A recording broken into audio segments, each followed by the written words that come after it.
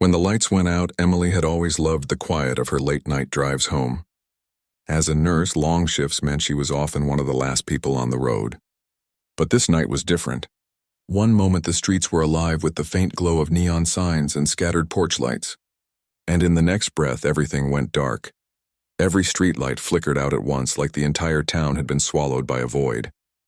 Houses that had been warm with golden windows just seconds before turned into hulking silhouettes. Her car headlights cut a narrow tunnel through the blackness, but even they seemed weaker, swallowed by the dark. Emily's chest tightened. She wasn't afraid of silence, but this wasn't silence. It was absence, the kind of heavy, pressing quiet that felt alive. When she finally parked at her small apartment building, the emptiness seemed to follow her inside. Climbing the staircase, she swore she could hear footsteps matching her own, just a beat behind. But when she spun around, there was no one there. Still, she couldn't shake the feeling that something was awake in the blackout, watching, waiting. Emily's apartment door clicked shut behind her, sealing her into a silence that felt heavier than the night outside. She set her purse down on the counter and fumbled through a drawer for candles, muttering under her breath about the blackout. It wasn't unusual for power to flicker during storms. But tonight the skies were clear, no thunder, no lightning, just a vast and empty dark. When she finally struck a match, the flame sputtered to life, illuminating her weary face. She lit a small candle and set it on the table. The glow stretched across the room, but instead of comforting her, it carved long, distorted shadows that writhed along the walls like living things. Emily wrapped her hoodie tighter around herself, unsettled by how different her familiar apartment felt without electricity. She pulled out her phone, hoping for a news update, but the screen blinked a low battery warning before dying completely. No signal, no light, no lifeline. With the hum of the fridge gone and the buzz of streetlights outside silenced, the apartment felt abandoned, as if the world had gone still. Then she heard it. Faint, almost like a sigh. A whisper. Emily froze, her breath caught in her throat. She turned slowly toward the sound, candle trembling in her hand. It had come from the wall, a murmur so quiet she might have imagined it. She stepped closer, pressing her ear against the cool plaster. For a moment there was nothing, just her own pulse hammering in her ears. And then it came again, low broken syllables like a voice caught between worlds. Her stomach tightened. Pipes, she told herself. Old building, bad insulation. But her nerves betrayed her. Her hands were shaking and the candlelight flickered wildly, as if the flame itself sensed the presence. And then, 3 sharp knocks rattled against the wall behind her head. Deliberate. Measured. Emily gasped, stumbling back, nearly dropping the candle. She stared at the wall, every muscle in her body locking in place. Someone was there or something. The air seemed to thicken around her, heavy with an unseen weight. For the first time that night, she realized the blackout wasn't just inconvenient. It was dangerous. Emily's candle sputtered, casting frantic shapes across the apartment walls. She set it carefully on the table and forced herself toward the door, each step slow and cautious. Her skin prickled as if unseen eyes were tracking her every movement. She pressed her face to the peephole. The hallway stretched out in both directions, a long tunnel of black. But she wasn't alone. For the briefest moment, she saw something shift, an outline too tall, too wide-shouldered, standing near the far end of the corridor. It didn't move naturally. It seemed to lean, sway as though breathing. Her heart pounded against her ribs. Emily blinked hard, pressing closer to the glass, but when she looked again, the shadow was gone. The hallway stood empty. She forced out a shaky laugh. Stress, she whispered to herself. Just stress. But her voice didn't sound convincing, even to her own ears. As she turned to step back, 3 soft creaks echoed through the stairwell, slow, heavy. Someone or something was walking deliberately toward her floor. The sound grew louder, closer. Emily's chest tightened as she leaned into the peephole again. Nothing, only black. Then it came, the voice. Emily. She staggered back from the door as if burned. It wasn't just a whisper. It was her mother's voice, warm, familiar, and impossible. Her mother lived hundreds of miles away. And yet, the voice floated down the hallway, sweet and soft as though coaxing her to come out. Emily's throat went dry. She clutched the candle so tightly the wax bent under her fingers. "No," she whispered, shaking her head. "That's not real." That's not her. But the voice came again, firmer this time. Emily, open the door. Her knees nearly buckled. She stared at the lock, her trembling hand hovering inches away.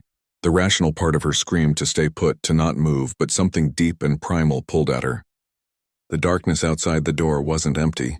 It was speaking to her. Suddenly, the candle guttered. Its flame stretched, thinned, then vanished, leaving her in suffocating black. Emily froze. In the stillness, her own pulse was deafening.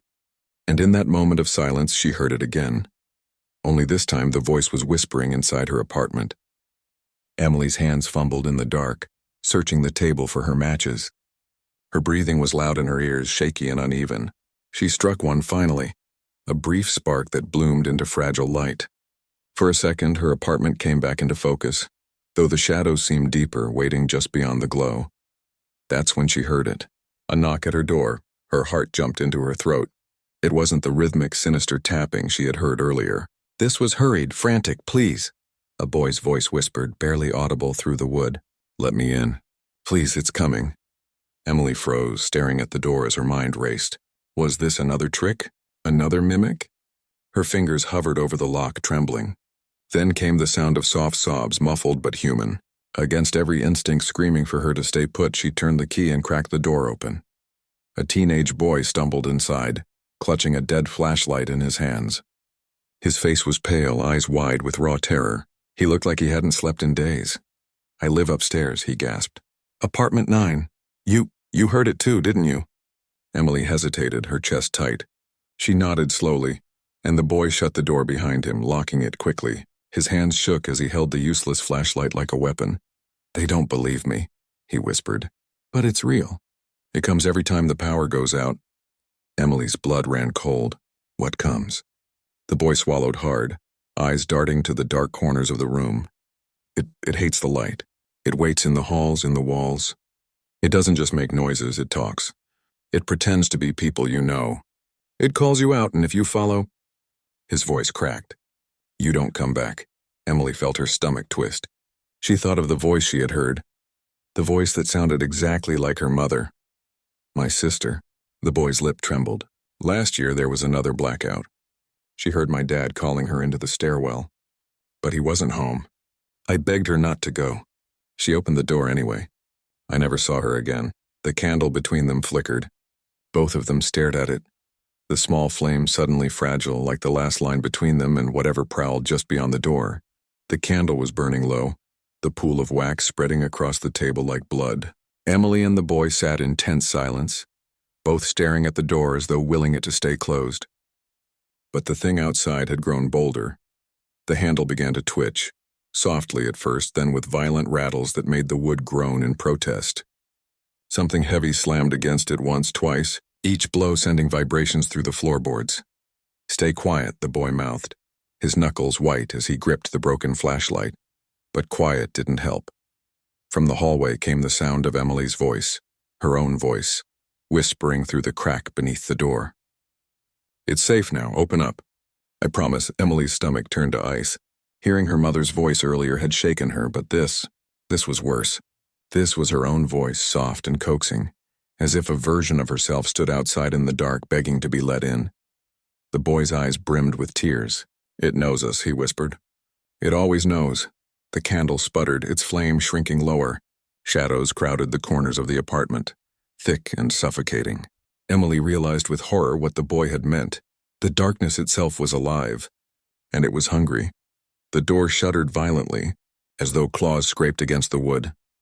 We can't both make it, the boy whispered suddenly, desperation in his voice. It won't stop unless it gets one of us. Emily's breath caught. Her instinct screamed to survive, but another voice inside her pushed back. Memories of holding patients' hands in hospital corridors, of being the one who stepped forward when no one else would. She looked at the boy, trembling, clutching his broken flashlight like it was the only thing tethering him to life. No, she said firmly. I won't let it take you. The boy shook his head, horrified, but Emily was already moving. She grabbed the last match from the table and stood by the door, her pulse racing so fast it drowned out the pounding outside. When the candle finally hissed out, plunging them into suffocating black, she struck the match.